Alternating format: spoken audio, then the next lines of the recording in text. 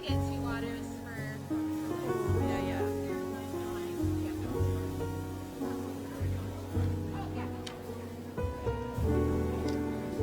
But I'm going to start peeking from behind, right?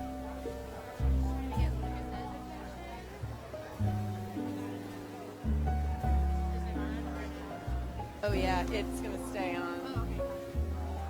I just want to make sure the spotlight should be on here. It's a little, yeah. Oh, it's on me now, Kiana.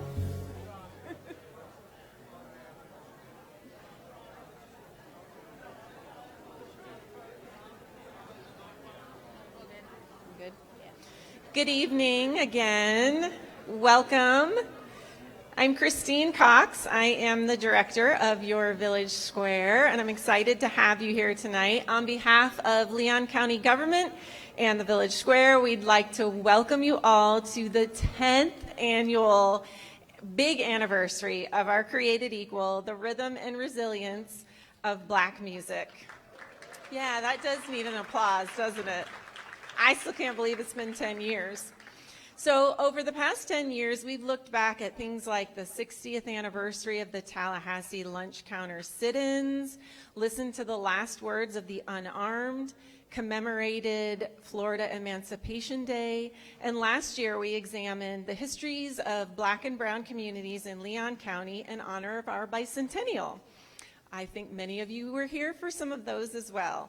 So this year's event continues Created Equal's tradition of bringing together people of different backgrounds to have candid conversations about race in our community. And I would be remiss if I didn't mention another super special anniversary we have going on here this year. Congratulations to our very own loyal host venue, The Moon, for celebrating 40 years, so they have a few years on us, but 40 years as not just a local music venue, but as you know, a cultural landmark in our community, opening its doors to the sounds that define generations. From welcoming iconic acts like the Manhattans, the Four Tops, and the Temptations in their very first year, The Moon has stood as a stage for legends and a supporter of the powerful legacy of Black music. We thank The Moon for your continued support of Created Equal and congratulate you on 40 years in Leon County. Let's give The Moon another big round of applause. And now to explain more to you about this evening's program, I'd like to introduce Kiana Gilley, Public Information and Communications Manager for Leon County Government. Awesome. Thank you, Christine. I'm not as tall as you, so I had to pull the mic down a bit. So I'm happy to be here for this impactful program on behalf of Leon County. Today's timely conversation about the rich history of Black music continues the main purpose of Created Equal, which is bringing people together to have hard conversations about race within our community. I want to recognize Tallahassee Nights Live for lending their incredible talent to tonight's program. Their musical storytelling will set the perfect tone for the conversation. While Leon County Commission Chairman Brian Welch couldn't join us this evening, I'm proud to acknowledge the Leon County Board of County Commissioners as well as our County Administrator, Vince Long, on his behalf. Tonight we have Commissioner O'Keefe with District 5. Let's give him a round of applause. I believe I also saw former Commissioner Deloge, Brian Deloge, yep, in the back right there. Let's give him a round of applause. And then I believe we also have City Commissioner Diane Williams-Cox here today. If you could raise your hand. I think I saw her here today. Awesome. Thank you so much for joining us. And it's really dark in the Moon, so if I missed anyone else, I apologize. But Commissioners Minor and Cummings will also be joining us shortly, and we're grateful for everyone's support of this important dialogue. Music has always been an integral part of Black history, serving as both a reflection of the challenges faced by Black communities and a celebration of their resilience and triumphs. From the spiritual sung during slavery to the hip-hop anthems of today, Black music has evolved alongside the Black experience, providing a voice for change and foundation for cultural expression. Today, we'll ask you to examine the following questions. How has music served as a powerful tool for storytelling, resistance, and cultural identity throughout history? And in what ways does it continue to shape and reflect Black experience today? We'll start tonight's conversation with the panel discussion, following featuring our esteemed panelists and moderator. And then following the panel discussion, per Created Equal tradition, we'll turn it over to you all to have conversations at your own table. And with that, I will pass it along to Lynn Hatter with WFSU. And to introduce Lynn. Am I on? Yes, I'm on. Hi, good evening, everyone. I am, Christine is back. I'm gonna put my mic down.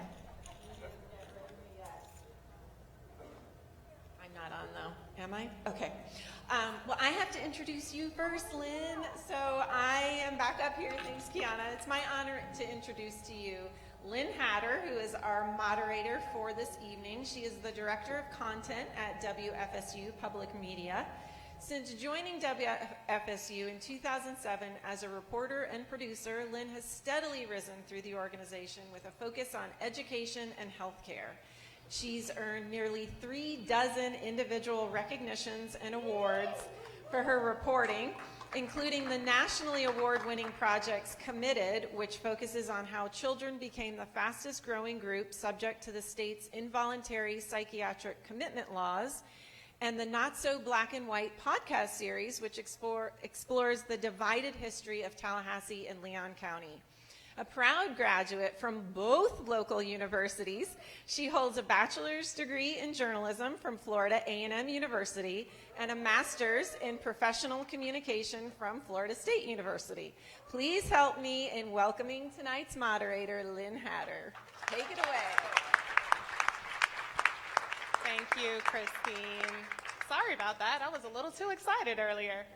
So, good evening, everyone. I am really excited to be here and to kick off tonight's conversation. It is now my pleasure to introduce to you our distinguished panel for tonight's discussion. Dr. Mark Butler is a composer, conductor, music educator, pianist, and baritone. He serves as Associate Professor of Music and Director of Choral Activities at Florida A&M University. He conducts, I know, right? Give it up. He conducts the University Concert Choir and teaches courses including choral conducting, class piano, applied voice, and African American music.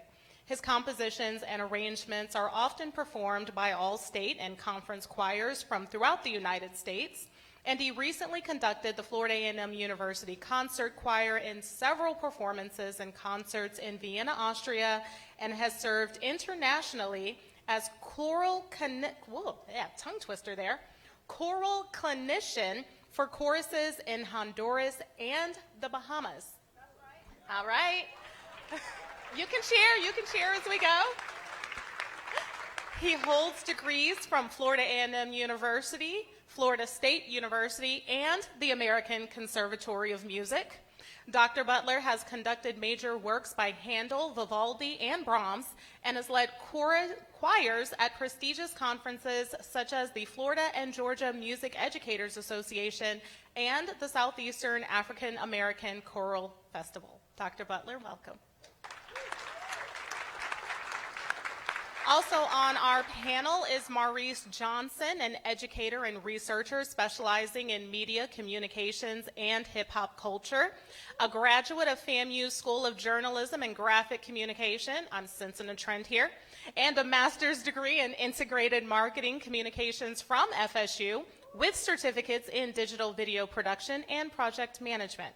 He has taught at FAMU, FSU, Widener University, Southern New Hampshire University, and West Virginia University, and is currently teaching at Kennesaw and Fort Valley. Did I get that right? Prolific you are. Currently a doctoral candidate at FAMU's College of Education, his research explores hip-hop culture, urban schools, and culturally responsive teaching and leadership. In 2023, Maurice was named an inaugural HBCU Propel Center Faculty Fellow with Apple and also selected for FAMU's inaugural 40 Under 40.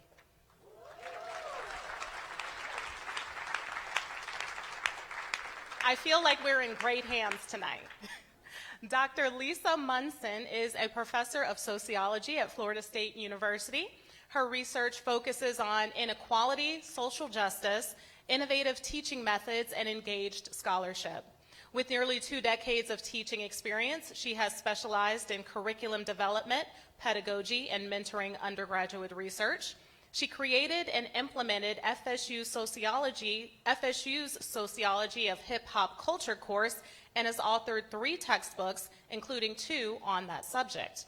Lisa has presented her research globally, co-edited a special edition of the Arts Journal, and serves on its topical advisory board. Recognized for her teaching, community service, and event organizing, she has received numerous awards, including the University Innovation in Teaching Award. And beyond academia, Lisa has curated over 50 community showcases featuring hip-hop, house, and jazz music, dance, visual arts, and fostering connections between academia and the local arts scene. Please give it up for our wonderful, highly accomplished panel. Now, we're going to go ahead and get started in our conversation. You know, as we were heading into this and we were discussing tonight's topic, I asked you guys to consider a question. And it is deceitfully simple and complex at the same time. And that question is, what is black music? Dr. Butler? Good evening. So, wow, yeah, that's a question there. Black music is expansive, and without exclusion or any disrespect to the indigenous civilization, the indigenous citizens, it is American music. It is American music that has survived, that supports itself and supports others. It is American music that welcomes others to perform. Black music is a family tree. That's the best way I can describe it. With its strong roots and many, many, many branches and limbs and leaves that come in seasons. Its roots being the songs that were created by the enslaved Africans, the work songs and the spirituals that survived the most, that were preserved the most. The branches such as blues, ragtime, jazz, all the elements of jazz, because there are many forms of jazz, several forms of jazz, R&B, backing up, rock and roll, you know the game here, et cetera, soul, disco, funk, hip hop, trap, and whatever else is coming that my students in the summertime say, oh, we got another one. I'm like, okay, y'all just learned about trap. Come on, you know. So it's always evolving. It's expansive. It's celebrated globally. That's black music. Maurice, how about you? Hello. You can hear me? I'm going to just build on what Dr. Butler said. You really can't put black music into words, but it is definitely a continuous journey, one that emphasizes messaging. And that goes from the slave spirituals that he spoke of all the way to contemporary hip-hop music. Like he said, black music is expansive. And like he said, black music is American music. So whether it's country or whether it's rock and roll or whether it's soul, funk, blues, jazz, hip-hop, these are all American forms of music that are distinctly black. And not only are they American, but at the same time, they're a continuation of that African oral tradition as well.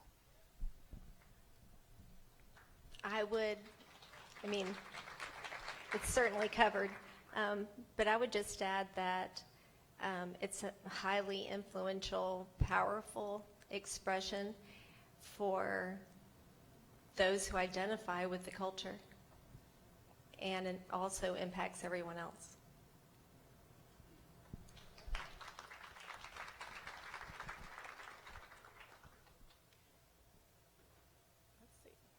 do believe. Are we up for our first performance?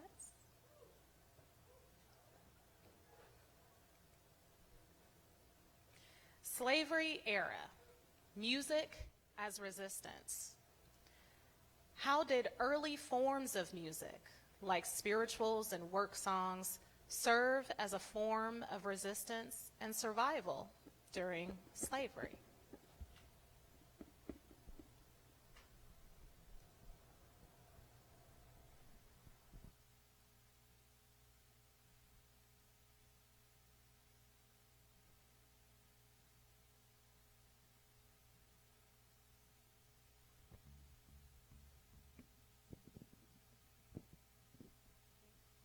We're waiting.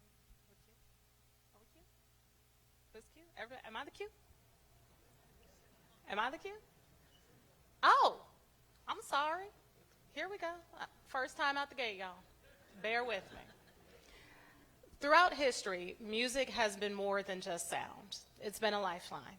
During slavery, spirituals and work songs were not only expressions of faith and endurance, but they were also tools of resistance, carrying hidden messages of hope and escape. As we reflect on this era, let's listen to a powerful performance of Steal Away, a spiritual that carried both religious meaning and coded messages of liberation. There we go.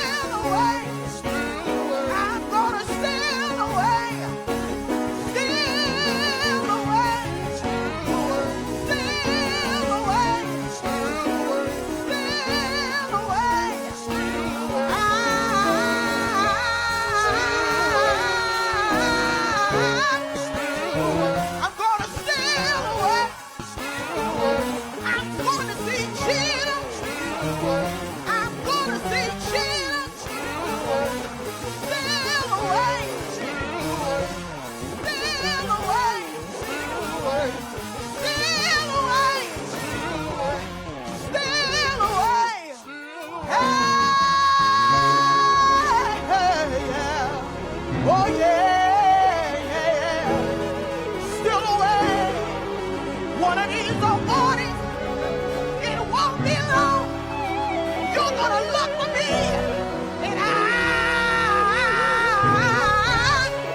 I'm gonna be gone.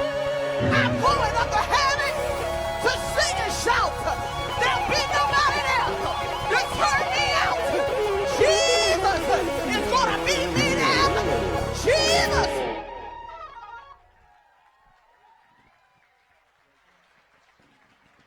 Woo.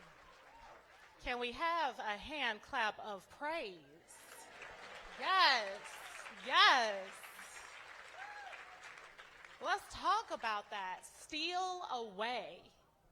You know, when they sang steal away, what were they really saying? Dr. Butler. Okay, well, Still Away had dear meaning to the people who created the enslaved Africans, so I will talk a bit about the spiritual. Is that okay? Moderate, okay.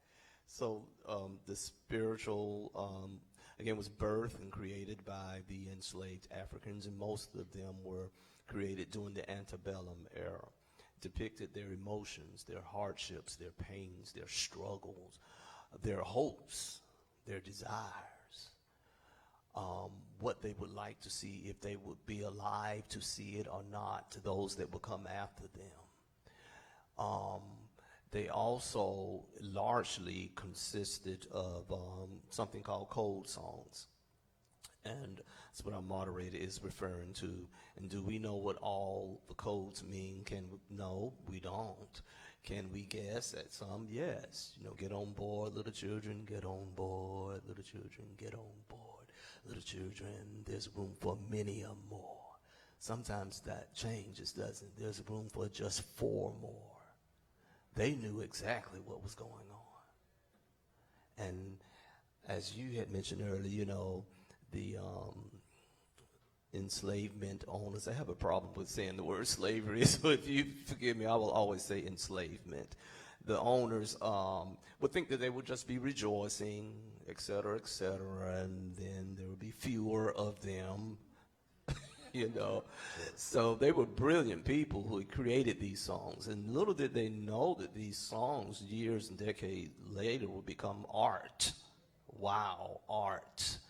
And so we think of art, so we start looking at the African-American composers, Harry T. Burleigh, the early ones, William Dawson, et cetera, so many, Hall Johnson and John Work III, who was very instrumental, who later years became associated with the Fisk Jubilee Singers. But the Fisk Jubilee Singers are given credit as being the first group to perform the spirituals on a concert stage. And their director, who's George L. White, a white gentleman who started that group for them to raise money for their school, heard them singing these songs when they had their break, and he was like, oh my God, can we put these on the concerts? They were like, absolutely no. Because those songs were dear to them. They didn't want them tainted. They were not going to be no shucking and driving and dancing and just happy getting along. And he promised them that we will treat these songs with the greatest respect. And here we are decades later, understanding that a lot of those songs were arranged by Ella Shepherd. She's now given credit. And we've missed her for so many decades. When we're talking about the Fisk Jubilee Singers, she arranged those songs. Ella Shepherd's mother was mistreated, of course, enslavement, and she walked to the river to drown herself and her daughter, Ella. And a woman stopped her and she said, you can't do that. You can't do that. Your daughter is going to perform before queens and kings. And Fisk Jubilee Singers formed before Queen Elizabeth.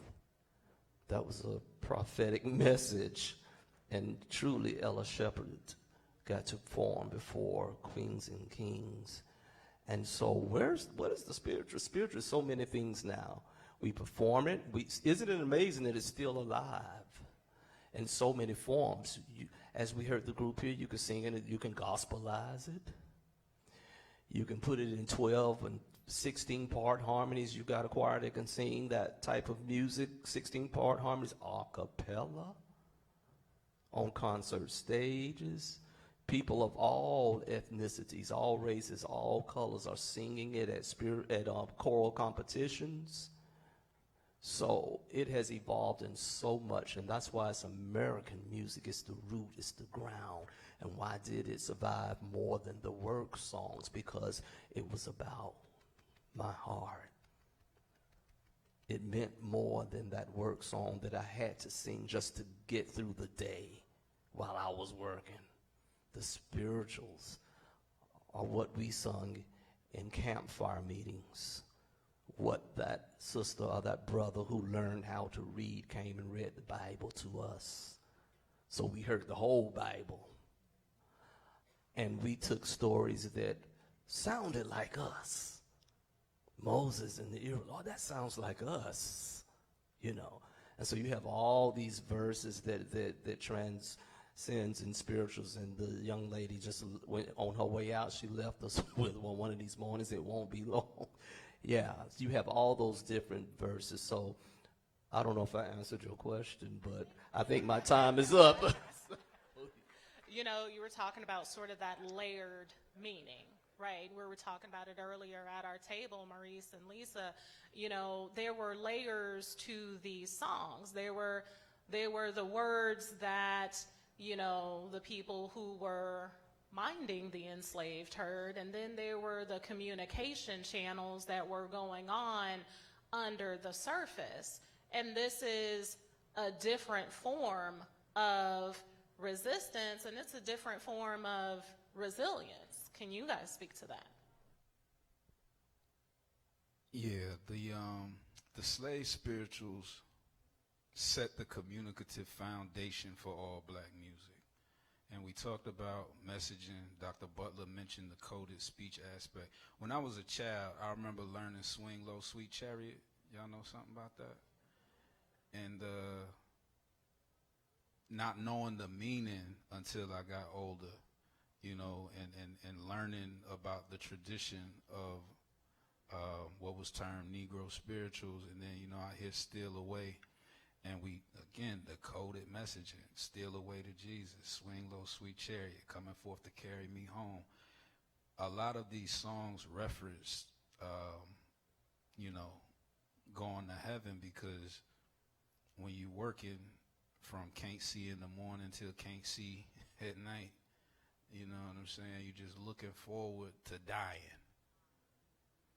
You know what I'm saying? So a lot of times these songs took on double meanings, not just, you know, going to heaven, but also freedom. So when I hear steal away, it means, hey, let's steal away. You know what I'm saying? And that coded speech and those drums at night when it's time to go, and the maps being braided in the hair as escape routes, these are all part of the foundation of the hidden messaging that took place in later forms of black music. Lisa? Yes. Well, and from a sociological standpoint, you know, it's really important to create community and have social cohesion. So something that music provides is solidarity. So not only did it provide expression, which, you know, music expresses more than we can say with words. So being able to do that and add messages of, you know, support, history, storytelling, instructions, all of that serves a really important function in maintaining solidarity, social cohesion, and community. So it's vital. Now, we move into Reconstruction, the blues and black life. And speaking to the connection between the blues and the emotional landscape of black life during that particular area. As we get into Reconstruction, we see the birth of the blues, a genre that gave voice to the joys and pains of Black life in America. Emerging from the Deep South, the blues carried the raw emotions of struggle, resilience, and self-expression. To bring this era to life, let's welcome a guitarist to perform "I'll Play the Blues for You," a song that embodies that spirit.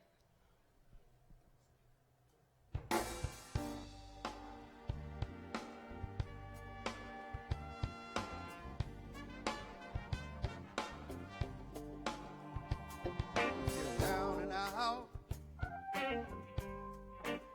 and you feel real hurt. Come on over to the place where I work. All your loneliness, I'll try to soothe. I'll play the blues for you. Don't be afraid. Come on in. You might run across here some of your old friends. Your loneliness, I'll try to soothe. I'll play the blues for you.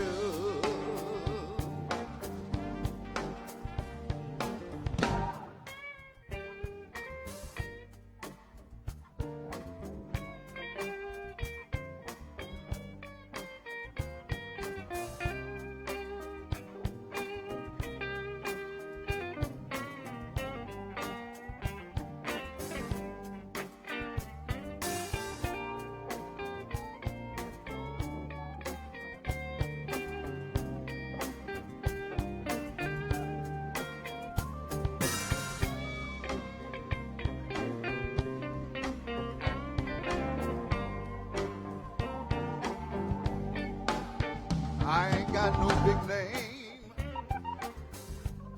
Lord, no, I ain't no big star. I'll play the blues for you on my guitar. Loneliness, I'll try to soothe. I'll play the blues for you.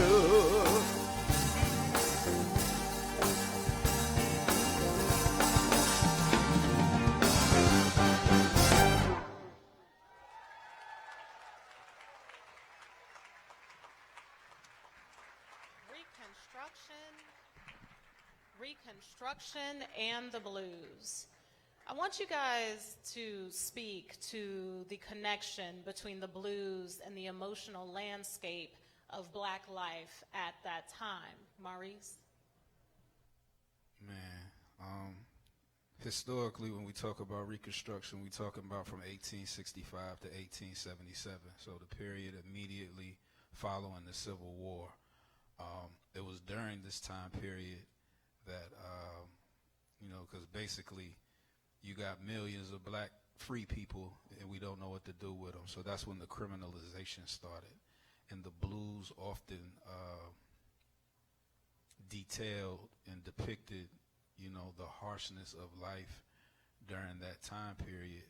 And then, of course, at the end of Reconstruction, you got the Tilden Hayes Compromise, and the federal troops are taken out of the South, and the resurgence of the Ku Klux Klan occurs, and the poll taxing, and we learn about the civil rights movement in history classes, Brown versus Board in '54, and what was going on in the '60s, but we don't really talk about that period of the 1870s, 1880s, 1890s, 1900s when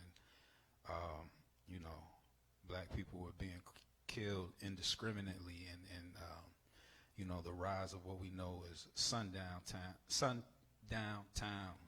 comes into play. So the blues was reflective of that era of disenfranchisement and the domestic terrorism, I call it, similar to what hip hop is today. Lisa?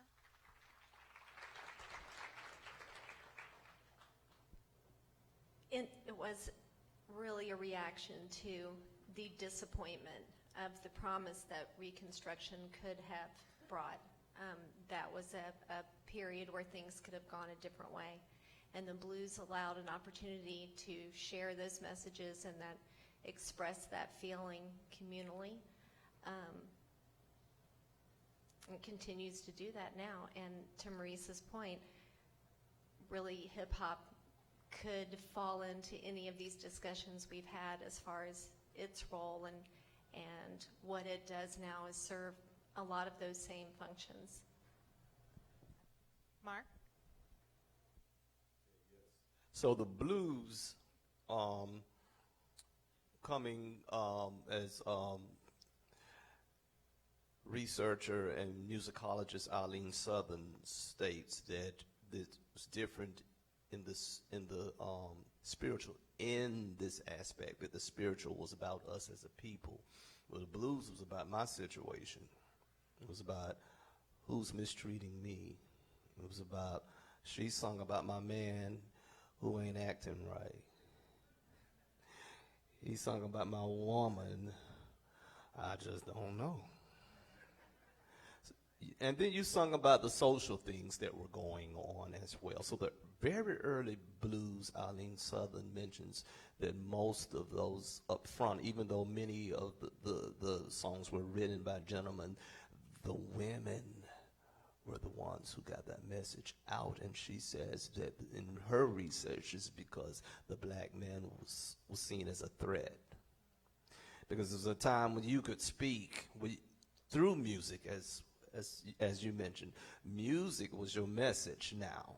And it wasn't in secret. It was on stage. You were performing, So everybody didn't see it as enjoyment. Some people saw it as, oh, wow, they get to tell that story. What's going to happen, And so where the word came from, I don't know. Ma Rainey, who's the mother of blues, claims she coined the term. We don't know that, but we know that it just transcends. It was a new era. It was about resilience. It was about standing up. It was about believing what I am. It was about hopefully what I am, someone listening may be as well. It was about getting your message out. And so you had many of those pioneers, Ma Rainey, Bessie Smith, who's the Empress of Blues, William Christopher Handy, who's the gentleman who's given credit as popularizing the blues or commercializing the blues. And so we sing it today. I was watching how y'all were bopping y'all head. Everybody was just bopping. Yeah, blues is the thing that you really can't explain. You just enjoy it. You enjoy it for the ride. That's what the blues is. All right. And we move from blues into the Harlem Renaissance. It was more than just an artistic movement. It was a cultural revolution. At its heart was jazz, a genre that redefined music and gave rise to a new sense of Black identity and pride. As Duke Ellington once said, jazz is the freedom to be yourself. Now let's swing into this era with a performance of It Don't Mean a Thing If It Ain't Got That Swing.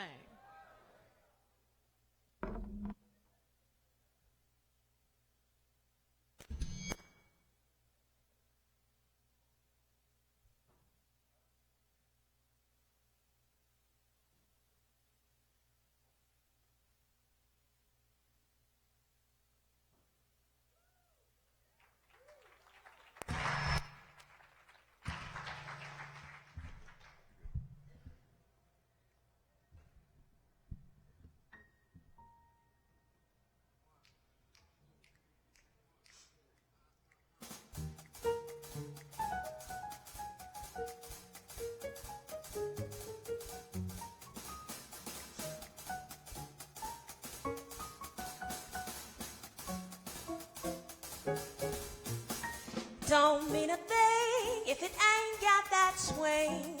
Do-I, do-I, do-I, do-I, do-I, do-I, do-I, do-I. It don't mean a thing. All you gotta do is sing. Do-I, do-I, do-I, do-I, do-I, do-I, do-I, do-I. Makes no difference if we're sweet or hot. Give that rhythm everything you've got. Oh, it don't mean a thing. All you gotta do is sing. Do-I, do-I, do-I, do-I, do-I, do-I, do-I, do-I. It don't mean a thing if it ain't got that swing. Do-I, do-I, do-I, do-I, do-I, do-I, do-I, do-I. It don't mean a thing. All you gotta do is sing. Do-I, do-I, do-I, do-I, do-I, do-I, do-I, do-I. Makes no difference if it's cool or hot. Give that rhythm everything you've got. Oh, it don't mean a thing if it ain't got that swing. Do-I, do-I, do-I, do-I, do-I, do-I, do-I, do-I.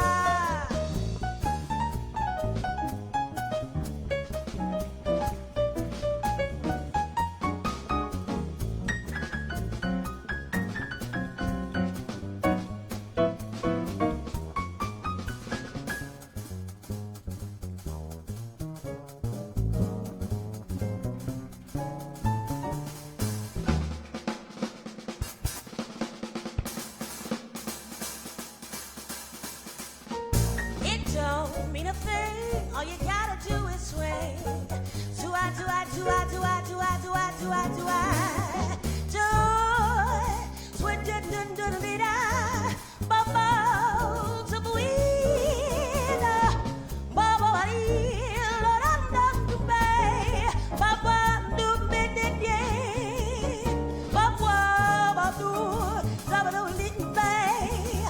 Bubba-bee-lee, zabba-ba-bee-ba.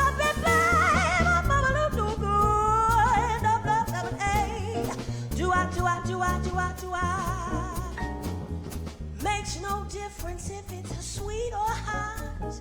Give that rhythm everything you got. Oh, it don't mean a thing if it ain't got that swing.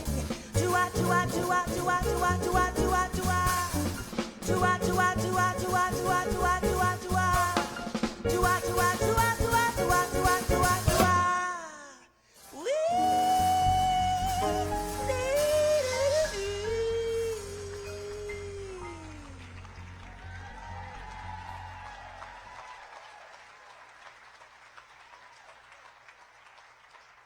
So, we're in the Harlem Renaissance. What role did jazz play in shaping Black cultural identity during this time? Maurice, you want to take it first? I can. Dr. Butler spoke about how the slave spirituals were kind of secretive, and then the blues was kind of more in your face with the message, and we're out on stage now. Jazz, to me, created the ability to individualize and to improvise. And when I just heard that drum solo, it reminded me of the improvisational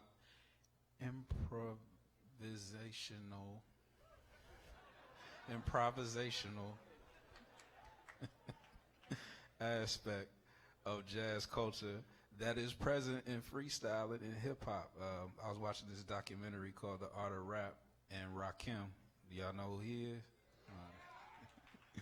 And he was talking about how when he wrote his rhymes, he wrote them like a John Coltrane sax solo.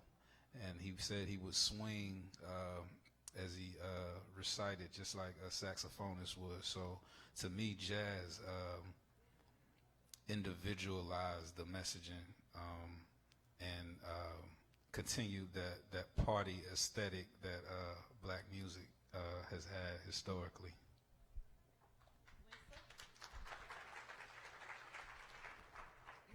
I love that you brought that up, the improvisational, you know. I mean, that's like the quintessential thing for a rapper, right? To be able to just do it right off the top. That's right. But, you know, I was listening to Miles on the way here, so it's funny that you were Art of Rap and I was Miles. But I think that, and we don't really have room for this tonight, maybe a future discussion, I think this is really where the music industry starts to have some impact on the outcome of the music, what's recorded, who's recorded, the artists that are highlighted.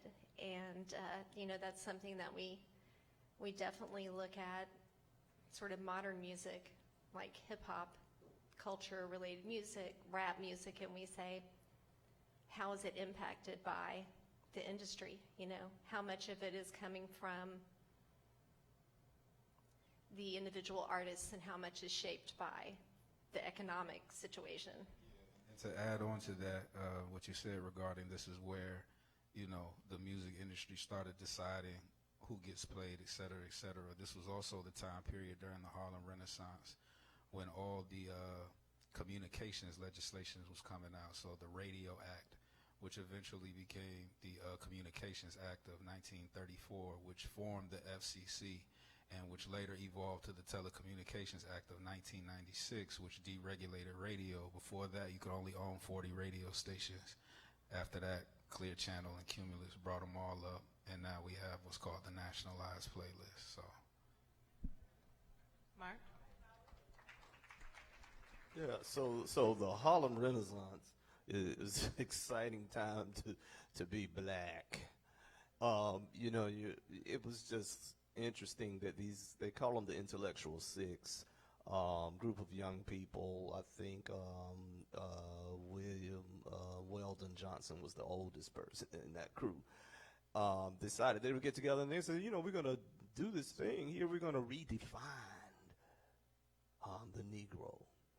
And that's what the Harlem Renaissance means. It means the new Negro. That's what its purpose, And we're going to show the world the intelligence of the Negro and how intelligent we are. We're going to use the cultural arts in the as a means of doing so. Of course, music was very prominent.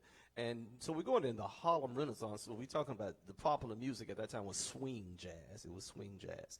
And so the ghost of Jelly Roll Morton doesn't haunt me tonight. I must mention that it came after New Orleans jazz. So we cool, Jelly Roll. And yes, Duke Ellington was one of the popular swing jazz band leaders. But improvisation, you had to have the talent, definitely. You had to be creative. You had to know where you're coming from, and I'm talking about as a musician playing or singing. You had to know where you're coming from, where you are, and where you're going, and how you're going to get back. That was the concept of playing jazz, and playing just off the top of your head. But most of those jazz musicians were also trained musicians. They could read that score, they could read that music, but they can come off that page. And that was what was interesting about swing jazz. And so we sung during in the places, and then the Harlem Renaissance. A lot of people say it ended in the mid-30s. It never ended. The glitz and glamour of it ended because of the Great Depression and et cetera, et cetera. And thus later on we'll speak about how hip-hop is connected to that community of the Bronx and all that area, and how it just was neglected after the glitz and glamour of the Harlem Renaissance. But the swing jazz was the most popular music of the Harlem Renaissance, and so there's so much I could say about that. But I think that number 2, I think I know what it means now. I've been seeing it means you ain't got but 2 minutes. so yeah, I'll end now. Saw that 2-minute warning pop up. We move from the Harlem Renaissance into the civil rights movement. We have the rise of gospel and soul as activism. And so this next question is, how did gospel and soul give a voice to the civil rights movement? Lisa, you want to take that first? Yeah, sure. So sociologically, thinking about the civil rights movement, a point that I think is really interesting is the role that black churches played in the movement. They were the backbone of the movement. I mean, functionally, they communicated all the information to organize literally they administrated, the efforts of the movement. But within that, you had gospel music that, again, there were messages in the music. Not everyone understood what was being said and communicated. But in addition to that, it provided like an emotional support to the situation so that there could be this uniting sort of moral universe of like faith and dignity, that on that foundation you could build protest and activism. So very important. Maurice?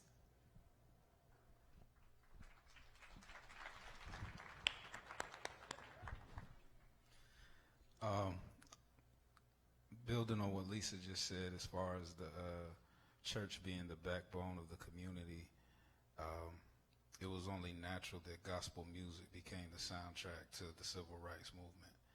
And when we talk about the 60s, just a violent era, man. Kennedy gets killed in 63, and Medgar Evers in 64, Malcolm X in 65, and then Martin Luther King and Bobby Kennedy in 68. So I feel like the faith aspect of black music that, again, began with those slave spirituals really came to life as a form of protest during the civil rights movement. And again, that call and response serving as a foundation for what later became hip-hop music. Dr. Butler? Okay, so gospel music, as it relates to the civil rights movement in the 50s and 60s, the church was, the black church was like the place, where they met, the meetings, and it said that all is what it said. So in case that's not correct, I'll say 99.9 of the civil rights songs came from the black church.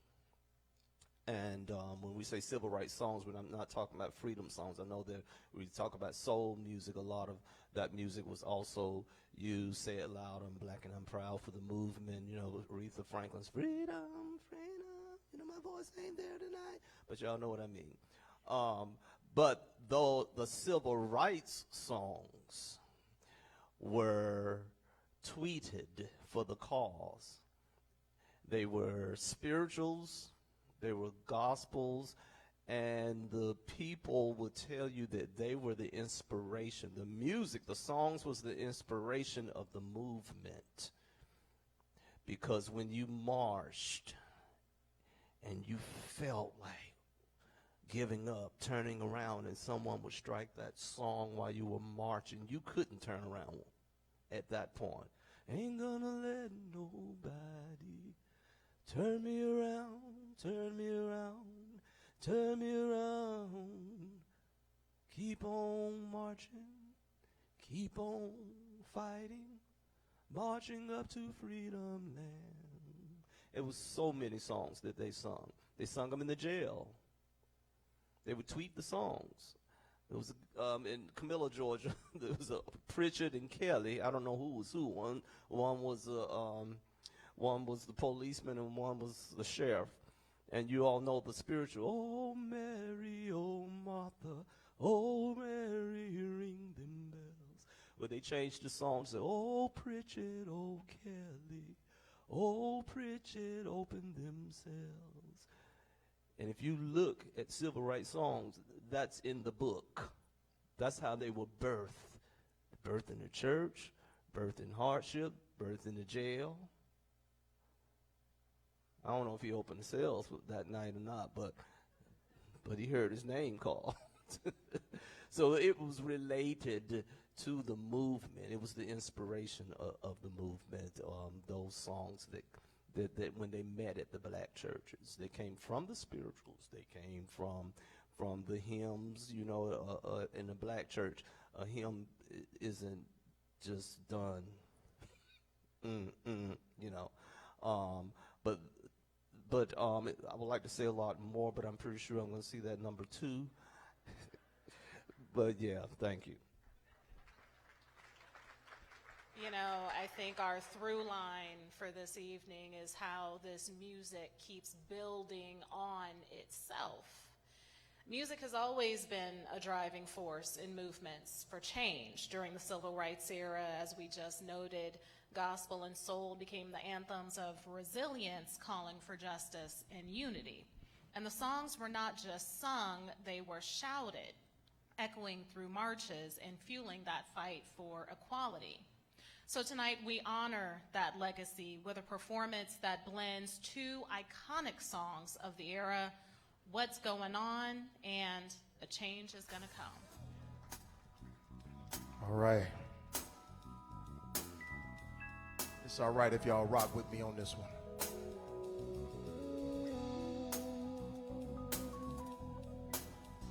Oh, yeah. Let's go, fellas.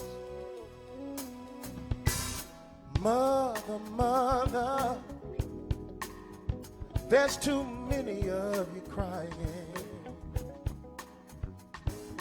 Brother, brother, brother, there's far too many of you dying.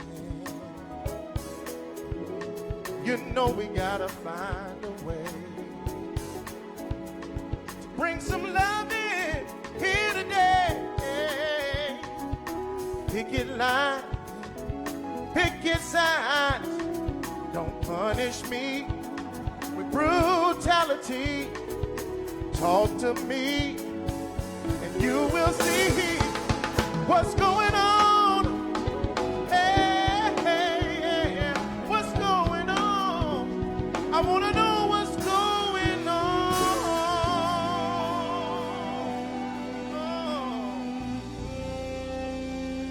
Hold on. Not finished yet.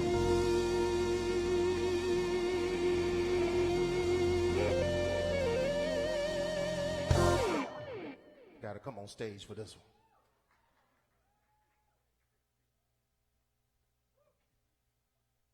I was born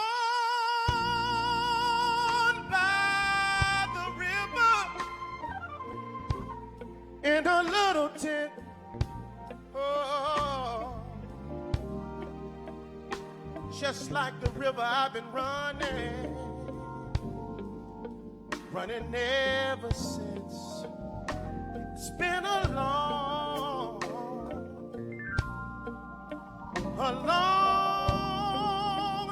time coming, but I know a change gonna come.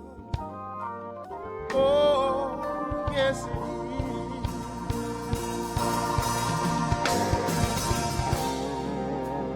Then I go to my brother,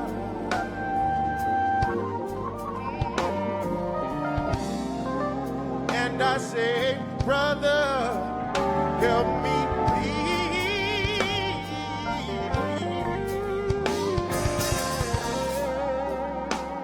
But he winds up knocking me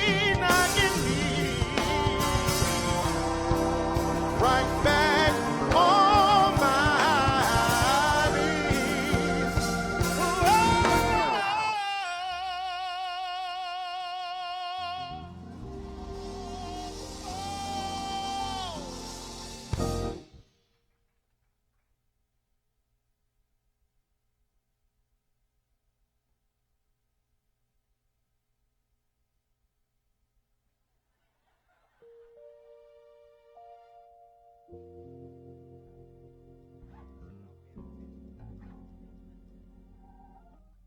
There were times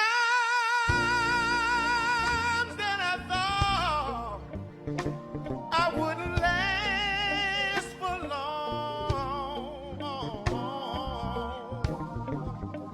but now I know I'm able to carry on. It's been a long time coming.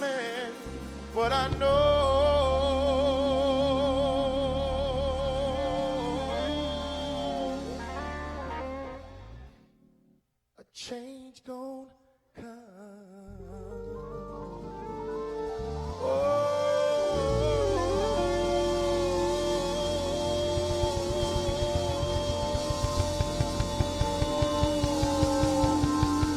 yes it is. God bless y'all. Peace and love.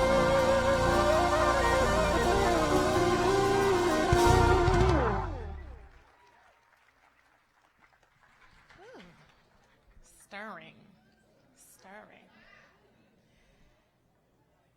As the decades keep going, we enter the 1970s, where we have sort of everything converging. We've got the funk, we've got disco, we've got protest. So what impact did funk and disco have on Black pride and self-expression during that decade? Dr. Butler? Wow, funk and disco, you got me on this one, even though I love it. I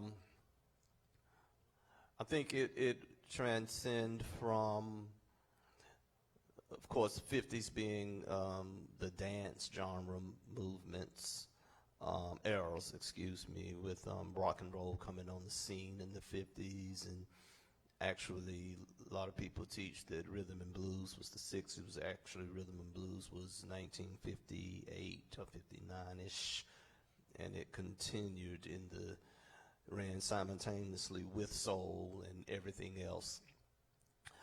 The funk was a spin-off of that. James Brown bringing in the funk as many as other artists were. And then with the involvements of hip-hop, which we'll talk about later, and disco, the sounds were different. They were both dance music. But when we do, I hope I'm not jumping the gun, but when we do talk about hip-hop was a culture. And many of the early artists say that we didn't go to the disco clubs. Nothing was wrong with it. It just wasn't our culture. We didn't want to go and be told that we had to dress up. We dressed a certain way. We greeted each other a certain way. We walked a certain way, but that doesn't mean that they didn't love the music. But it wasn't their music, so they say. So the funk is used a lot in messages. When I think of James Brown, I don't say rebellious, I want to say he did it the way he does it. He did it the way he felt, and he didn't care if you liked it or if you didn't like it. It was what he felt. You could tell James Brown came from the church, the sound that he had.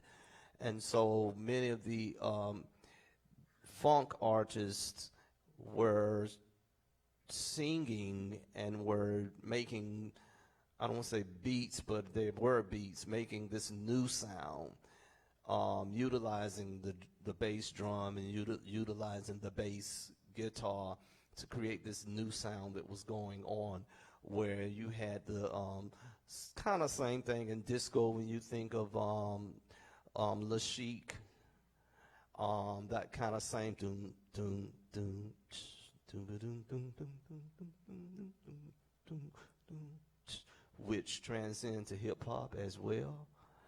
And all of these things begin to marry with each other, begin to become this melting pot. And I think a lot of people talk about the differences because they didn't realize the similarities. There were so many similarities that you can connect. But does it highlight who we are? And I would say yes, because Donna Summers is considered the goddess of disco music. James Brown is the godfather of what? Soul. So we have all these titles with all these different genres. And I hope I was able to connect the two, but that was a doozy for me, that question. throw it out there because, we're talking about this kind of push-pull tension as we're going through the genres, from the respectability politics of original Motown into sort of the rebellion that was the funk, Lisa and Maurice. This is a different era. Very different. And you spoke of Motown. My pops is from Detroit, so the Temptations was getting played in the house. And my mother is from Canton, Ohio, so the OJs were getting played in the house. But one thing that was also getting played was Parliament Funkadelic. And Dr. Butler spoke about how the Chic Good Time sample eventually became Sugar Hill Gang's Rapper's Delight. When Dr. Dre's The Chronic came out in 92 and Snoop's Doggy Style came out in 93, all I heard was P-Funk. That's all I heard. So the 70s was a period of experimentation.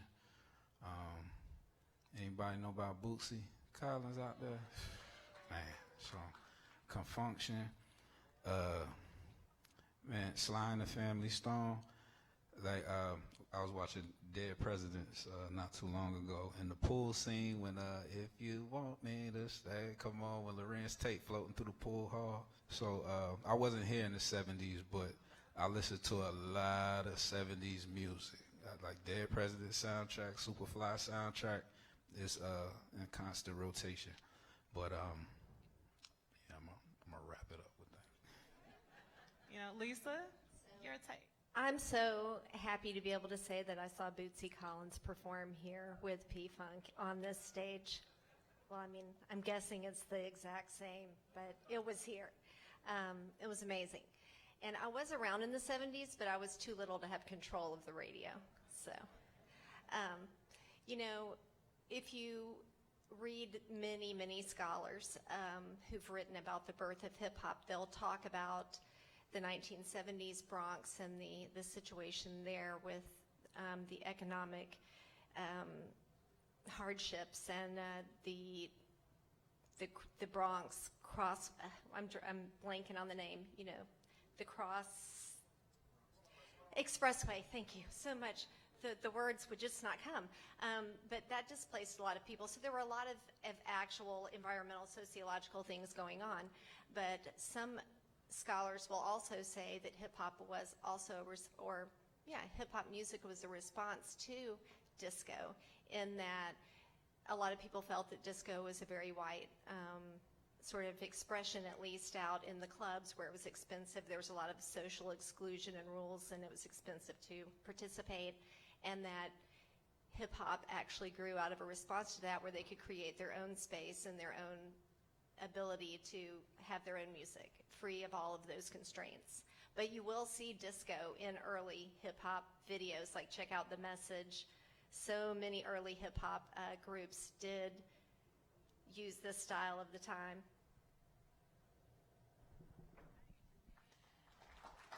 Thank you. And so by the 1970s, black music here is taking on new forms of empowerment, funk, disco, and protest anthems that celebrated black pride and self-expression. And as you guys have noted, these genres were not just about dancing, they were about reclaiming identity and demanding respect. In that spirit, we're going to get into the groove with a medley of songs that defined that era. I Will Survive, Say It Loud, I'm Black and I'm Proud, and Fight the Power.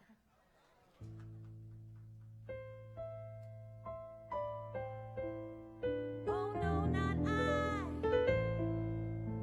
I will survive.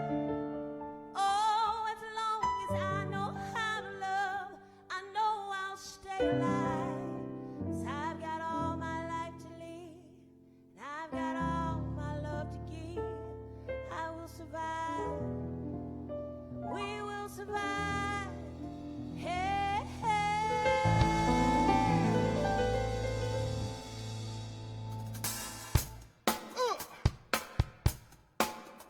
With your bad self. Come on. Say it loud. I'm black and I'm proud. Say it loud. I'm black and I'm proud. Listen, some say we got a lot I say we don't quit, my brother, till we get what we deserve. See, we've been buked and we've been scorned. We've been talked about and treated bad just to show us we're wrong. Just like two eyes, we gotta make a pair. I say, brother, we don't stop fighting till we get there. Say it loud, I'm black and I'm proud. I said, say it loud, I'm black and I'm proud. Y'all don't hear me? I say, say it loud, I'm black and I'm proud. Say it loud, I'm black and I'm proud.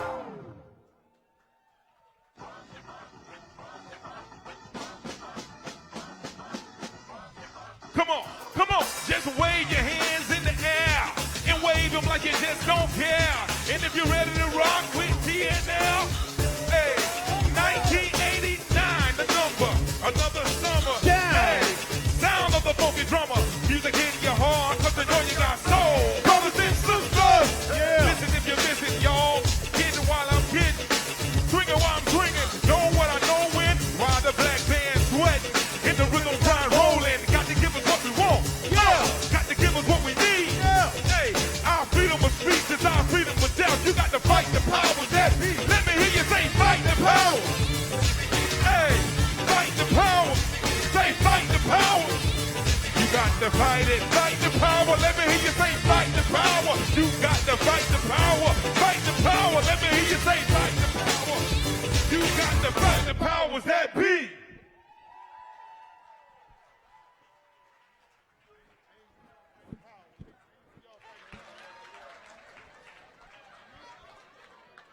Well, I guess that brings us to the modern era.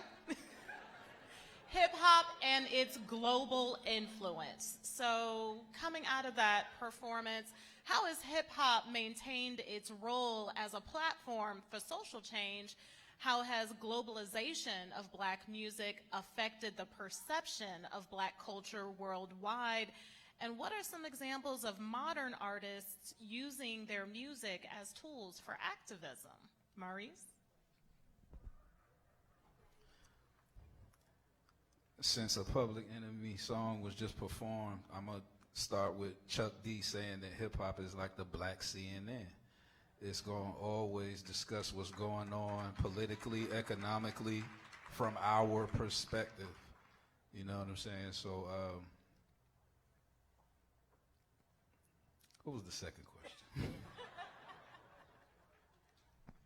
The modern influence of hip-hop and how it continues to reflect on black activism. Got you.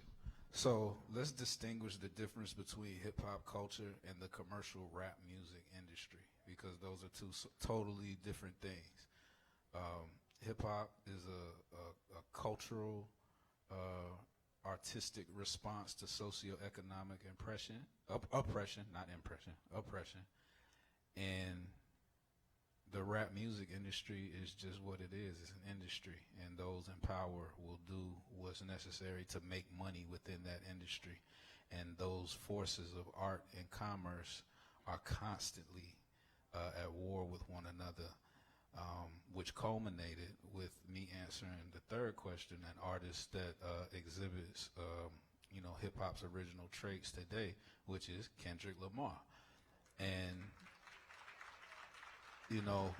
everybody looks at it as a personal issue between him and Drake, when really underneath all of that is art versus commerce. And when you hear lines like, I make music that electrify him, you make music that pacify him, like he's directly addressing the materialistic nature of not only his lyrics, but other artists as well.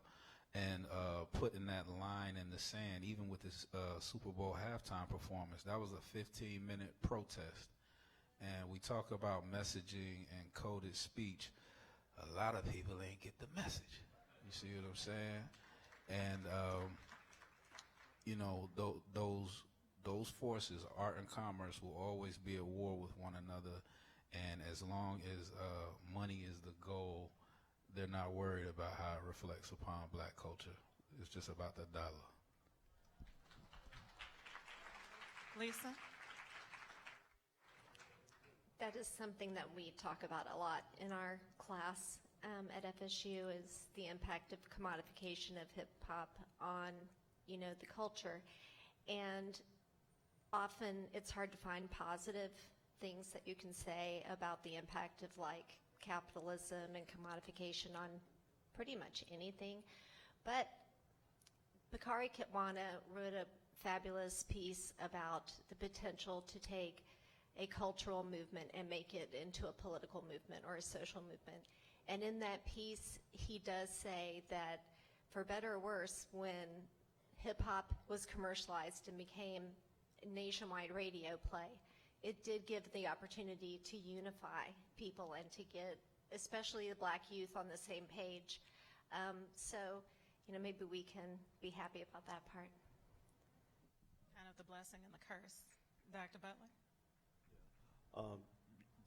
Definitely. I'm so glad you all brought that up with the differences of that. But let's go back and talk. There's something on the stage here. I just killed it.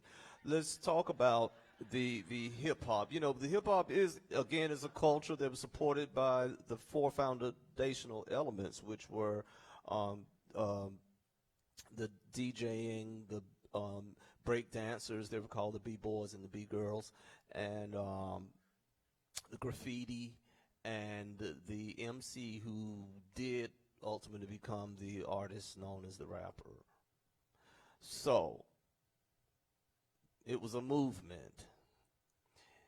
It was a movement that certain pioneers, hip-hop artists, legends were sick and tired of what had gone on.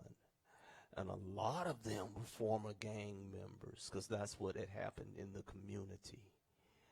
And so getting the message out, those were the graffiti people.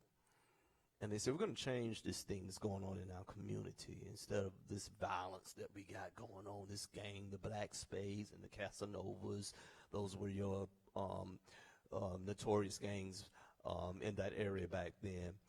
We're going to create this thing, and I don't think it was called hip-hop at that time, but we're going to create this thing, and we're going to have these block parties. In the summertime, there were block parties. When it got cold, they went in the gymnasiums, and it was bringing the people of the Bronx together, and you had to come in peace.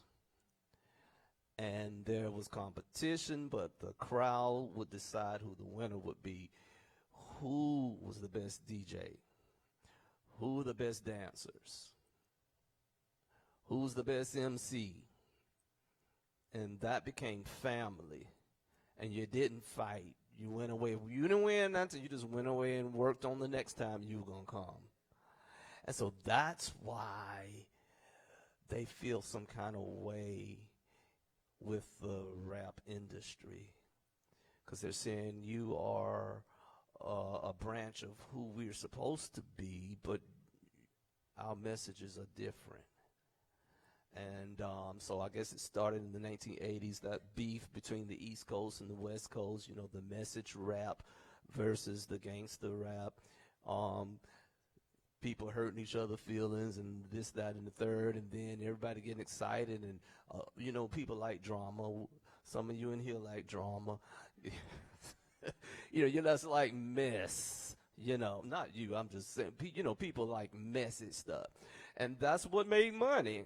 And that's what they're saying became good rap. What you call it, commercialized rap music? Commercial rap industry. It's an industry. But hip hop was not intended for that. It was intended for reconciliation of things that were neglected after the glitz and glamour of the Harlem Renaissance. You see how things are connected. And it took people like Africa Bombard. I know there's a lot of drama behind his name, but I'm calling his name. DJ Kool Herc, who's considered the grandfather of hip-hop. He came from Jamaica, had these two turntables, and that was a new thing. And he would play things continuously where you would dance for hours and hours. You just dance, and he would connect these the funk music. He would connect it, And so his sister Cindy said, "I want to have this big party," and they had this big block party, and that's how it all started right there. and somebody, Love Bug, Starksy, I believe his name, you can look it up, claims that one day it was this guy saying the hip hop, the hippie to the hippie to the hip. Y'all know that? Okay. And somebody said, that's what we're going to call this thing. We're going to call it hip. I know that's a corny story, but, you know, that's what they said they got the name from. But it was a culture. It was a movement. It was about community. It was about coming together. And, yeah, it was all about, you know, who gonna shine on each other the best, but you didn't fight. You know, that was hip-hop. All right. Well, as we've just heard, hip-hop is more than music. It's a movement. Born in the Bronx and now heard worldwide, hip-hop continues to be a platform for activism, social commentary, and cultural expression. Today, artists are using their voices to challenge injustices and spark conversations that demand action. To close out tonight's program, let's experience the power of modern Black music with a performance of Freedom and All Right.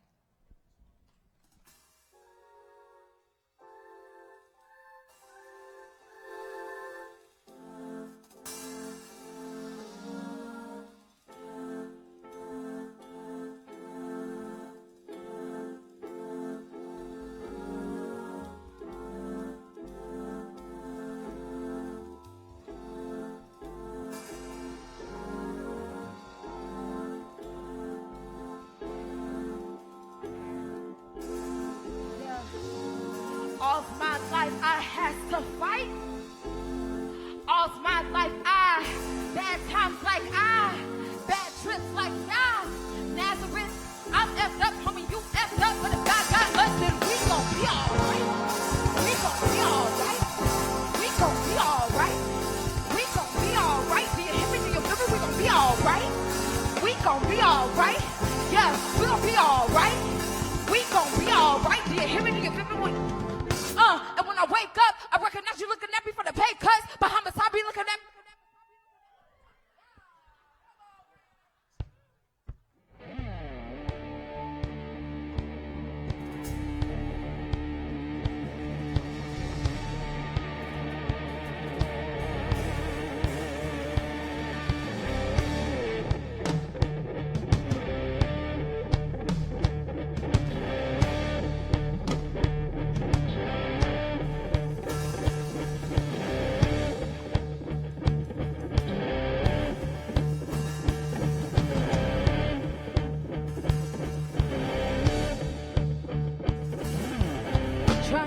Tryna rain on the thunder, tell the storm I'm new.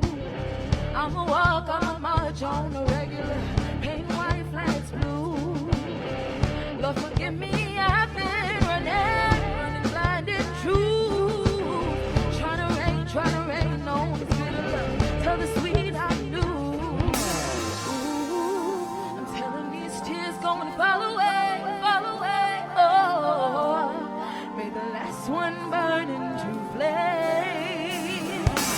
Freedom, freedom, I can't move. Freedom, got me loose. Yeah. Freedom, freedom, where are you? I need freedom too. I break chains about myself. Whenever I'm free, I'm running in hell. Hey, I'ma keep running 'cause a winner don't quit on themselves.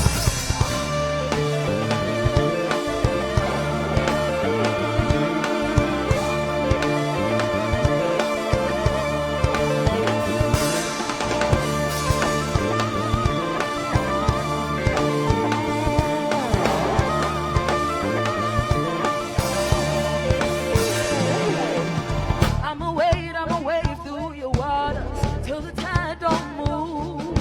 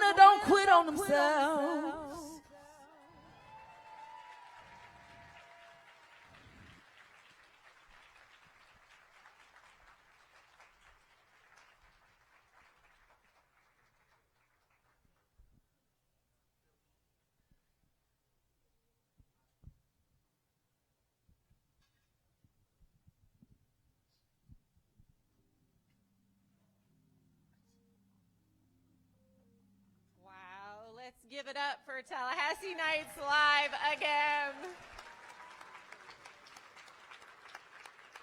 And our amazing band over here for staying with us all night, rocking out. Whew. I don't know about you all, but it's hard to focus now after all that. That was really awesome. And thank you to each of our panelists. They're sprinkled around. They did an awesome job. And our awesome moderator, Lynn. Lots of great wisdom and insights, I think, for us tonight. So, but now, you know, this is the part of Created Equal that we don't tell all of our performers and panelists, but it's our favorite part. So this is where we hand it off to you all for just a little brief amount of time. You don't have a ton of time, so you got to get down to it. Not talking about, you know, what was your favorite performance and all that. You can do that later. But this is our our table discussion portion of the evening. So it's an opportunity for you to kind of talk through some of the things that have inspired you, to have real and candid conversations, respectful, of course. And to get you started, we have some suggested questions there for you. You'll find a little sheet on the middle of the round tables, and there's sheets placed all around. And if you're not sitting with a group right now, feel free to group up, or if you want your group to be a little bit bigger, a little more diverse, whatever, group up together. So you'll have about 15-ish minutes or so to, like I said, not a lot of time to really dive in deep, right? But to have some of these conversations. And then if something really extra special bubbles up for you, let us know, because we'll come back around before we close out the whole evening, and we'll do just a brief little couple bits of sharing from the audience, and then we have a special little piece at the end that we close with you. So this is, yes, they are. Your table rules, I mean, I hate using that word rules, but let's be honest, that's what we're going to call it, right? These are the things to keep us in check. So your table rules are on the screens all around. It's just like, I'd sum it up as like, be a good human, right? And have an open mind and an open heart. Do a little more listening than talking. You know, all those usual Village Square insights that we like to guide you on. So those are kind of the rules of the road. You've got your questions. If you had other questions bubble up that are relevant, then of course go with those as well. But we will be milling around too and seeing who has some, you know, interesting tidbits to share. So thank you, and please stay and have your conversations, and we'll come back around shortly.